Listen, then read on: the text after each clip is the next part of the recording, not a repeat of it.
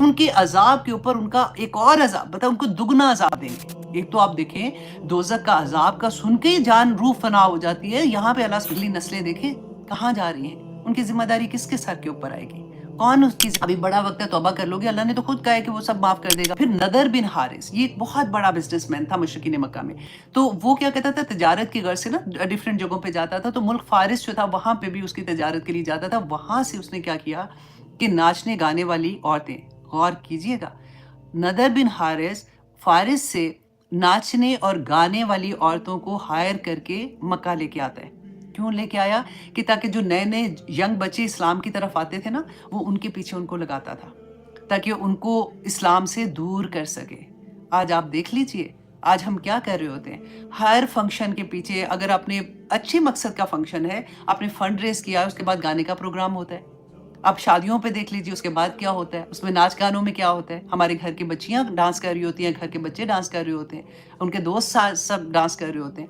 یہ چیزیں پتہ ہے ہٹ تب کرتی ہیں جب ایگزامپل سامنے آتی ہے، اور ہر طرح سے میں کوشش کرتی ہوں کہ ریلیٹ کر کے آپ کو بتا سکوں، جو ہم کہتے ہیں نا اس میں کیا ہے، اب ڈرامے دیکھنے میں کیا ہے، یہ ایک چیز کوئی نہیں چھوٹتی ہے، سازا یہ نہیں چھوٹتی ہے۔ بٹ ڈرامہ تو بہت اچھا تھا، وہ سبق اموز ڈرامہ تھا۔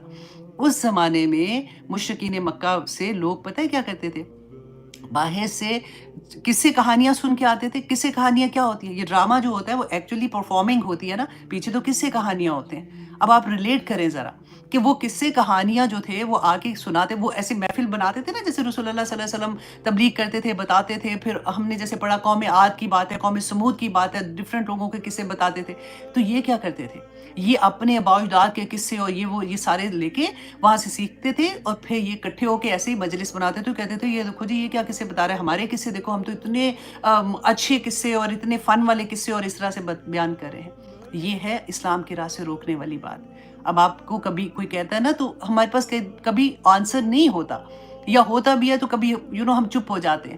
تو اللہ سبحانہ تعالیٰ نے ان دونوں چیزوں کو کہا کہ وَصَدُّوا عَن سَبِيلِ اللَّهِ، کہ اللہ کے راستے سے روکتے تھے، زِدْنَاهُمْ، کہ ہم زیادہ کریں گے، عذاباً، عذاب فوق عذاب، ان کے عذاب کے اوپر ان کا ایک اور عذاب، بتا ان کو دگنا عذاب دیں گے۔ ایک تو آپ دیکھیں دوزخ کا عذاب کا سن کے ہی جان روح فنا ہو جاتی ہے، یہاں پہ اللہ سبحانہ تعالیٰ فرما رہے ہیں ان کو دگنا عذاب دیا جائے گا۔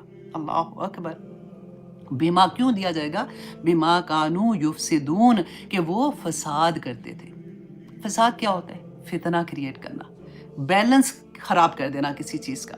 فتنے میں آپ دیکھیں کہ کیا ہوتا ہے کہ ہماری اگلی نسلیں دیکھیں کہاں جا رہی ہیں، ان کی ذمہ داری کس کے سر کے اوپر آئے گی؟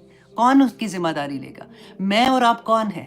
کنتم خیر امت اخرجت للناس تعمرون بالمعروف وتنہون عن المنکر۔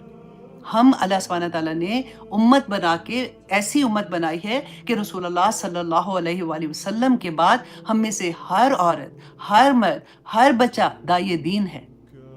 ہم نے جا کے دوسروں کو یہ بتانا ہے کہ کیا کام ٹھیک ہے یا کیا کام ٹھیک نہیں ہے، کیا اللہ کے مطابق، اپنے مقصد سے نہیں، اللہ سبحانہ تعالیٰ نے کیا چیز اس قرآن میں ہمیں بتائی ہے، رسول اللہ صلی اللہ علیہ وسلم کی حدیث سے ہمیں کیا پتہ چلتا ہے، یہ بات ہم نے دوسروں کو بتانی ہے۔ جب ہم ابھی اپنے گھر میں ہی نہیں بتا سکے، ہم نے بات کیسے بتائیں گے؟ آنیسٹلی دل دہل جاتا ہے جب ہم ایسی بات کو انڈرسٹینڈ کرتے ہیں۔ وہ ہوتا ہے نا کہ اوپر پردہ ڈال دیا، اچھا ٹھیک ہے ہو جائے گا، ماں کی دعا تو لگتی ہے نا، کوئی بات نہیں، اب ہمیں بھی تو کسی کی دعا لگی ہے تو کوئی نہیں، ٹھیک ہو جائے گا، ٹھیک ہو جائے گا، اب اتنے تو کام کیا ہے۔ ایسی ہم اپنے آپ کو تسلیاں، کمبخت شیطان دلاتا ہے تسلیاں کہ تم سکون سے رہو، امتحان کا بھی ٹائم کوئی نہیں، ابھی کوئی نہیں ہے امتحان کے، کہاں پیپر میں بیٹھے ہوئے ہو؟ بیٹھے ہوئے کو ہلائے گا وہ کہ نہیں کوئی ابھی ٹائم بڑا ہے، ابھی تو قیامت کا کوئی ڈیٹ آیا ہے تمہارے پاس کہ اتنے دن کے بعد قیامت آنی ہے، یا اتنے مہینے کے بعد، یا اتنے سال کے بعد؟ اللہ نے اپنے پاس رکھا، تم نے ویسے ہی چلے جانا، اس کے بعد کیا؟ ابھی تو آثار بھی کوئی نہیں آئے اس طرح والے، جو آثار آئے ہیں نا اس کے بعد تو ابھی یہ والے آنے، وہ کوئی آئے کوئی نہیں، قیامت آنی ہے، ابھی بڑا وقت ہے، توبہ کر لو گے، اللہ نے تو خود کہا ہے کہ وہ سب معاف کر دے گا، تو آئے گا وقت تو پھر توبہ بھی کر لیں گے۔ ابھی تو فن کر لو، اتنی بوریت زندگی میں فالتو بیٹھے بیٹھے ہم تو ڈپریشن ہونا شروع ہو گیا میری زندگی سے، I have to go outside, I have to do something. یہ سارا کچھ شیطان کا بخت کراتا ہے۔ اللہ سبحانہ تعالیٰ فرماتے ہیں کہ جو فساد کرتے ہیں نا، جو فتنہ کریٹ کرتے ہیں، اس وجہ سے کہ دنیا میں انہوں نے، اللہ سبحانہ تعالیٰ نے تو دنیا بڑی خوبصورت بنائی، پوری دنیا دیکھے، ہمارا پوری دنیا کائنات بنا، زمین سے آسمان کی ایک ایک چیز اسی سورہ میں پڑھ کے آ رہے ہیں ہمارے لیے۔ اللہ سبحانہ لکم تمہاری غلام بنا کے، اللہ نے تمہارے نوکر بنا دیے۔ نہ باہر کی دنیا کو چھوڑو، تم اپنی ذات میں دیکھو کہ تمہارے ہاتھ، تمہاری پاؤں، تمہاری آنکھیں، یہ سب تمہارے نوکر ہیں۔ तुम एक चीज़ सोचती हो कि मुझे ख़ारिश हो रही है तो यहाँ पे उठ के ऐसे ख़ारिश करना शुरू कर देती है, ये तुम्हारे नौकर हैं।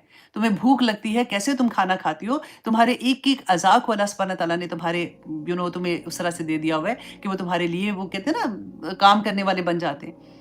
इतना कीमती इंसान और नेमतों से लदा हुआ इंसान, फिर भी हम अल्लाह के हुक्म ना माने, फिर भी हम और हुक्म अल्लाह सुब्हानहू व तआला को कोई फ़र्क नहीं पड़ता कि तुम हुक्म मानो या ना मानो, ये मैं गुनाह करूँ या ना करूँ, पूरी कायनात अल्लाह सुब्हानहू व तआला के सामने सजदा रेज़ है और अल्लाह सुब्हानहू व तआला के अहकामात के मुताबिक ज़िंदगी गुज़ार रही है। एक बंदा तू तेरी औकात की अगर तू ना भी करेगा तो अल्लाह सुब्हानहू व तआला को कोई फ़र्क नहीं पड़ना। लेकिन अल्लाह सुब्हानहू व तआला तुझसे मोहब्बत इतनी करते हैं कि अल्लाह सुब्हानहू व तआला नहीं चाहते कि तुम कोई गलत काम करो, क्योंकि वो तुम्हारी ज़ात में तुम गलत कर रहे हो ना, लेकिन तुम मेरे किसी और अल्लाह सुब्हानहू व तआला फरमाते हैं मेरे किसी और बंदे पे ज़ुल्म करोगे। तुम झूठ बोलोगे लेकिन उसका असर किसी और की ज़ात पे होगा ना, उसी को तुम झूठा बना रहे होगे। तुम चुगली लगाओगे, उसकी ज़ात को ख़राब करने की कोशिश करोगे।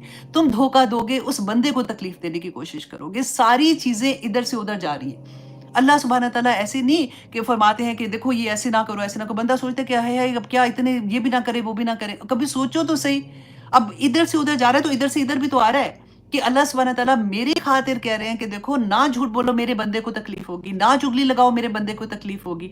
मेरी खातिर अल्लाह सुब्हानहू व तआला ये अहकामात दे रहे हैं कि ये चीज़ें दुनिया में फितना क्रिएट ना करो, मेरे बंदों को तकलीफ होगी। अल्लाहु अकबर! अल्लाह की मोहब्बत देखनी है ना, ऑनेस्टली मैं कहती हूँ कि सब्र सीखना है ना, तो अल्लाह की ज़ात से सीखो कि कैसे बंदा इतनी नाफरमानियाँ करे और अल्लाह फिर भी रिज़्क के दरवाज़े खोलता है, फिर भी उसकी टाँगें नहीं तोड़ता कि तू नमाज़ के लिए उठा नहीं था, आज फिर उठ के दिखा। इंसान के बस में होता ना तो पता नहीं क्या से क्या हो जाता है। ये तो अल्लाह का करम है कि अल्लाह सुब्हानहू व तआला ने सब चीज़ें अपने हाथ में रखी हुई हैं। फिर भी मुड़-मुड़ के जाता है, कभी किसी वो कहते हैं ना एक सजदा जिसे तू गरा समझता है, 1000 सजदों से देता है तुझे नजात, तो वही हाल हो जाता है कि बंदा फिर उधर से उधर ज़लील होना शुरू हो जाता है।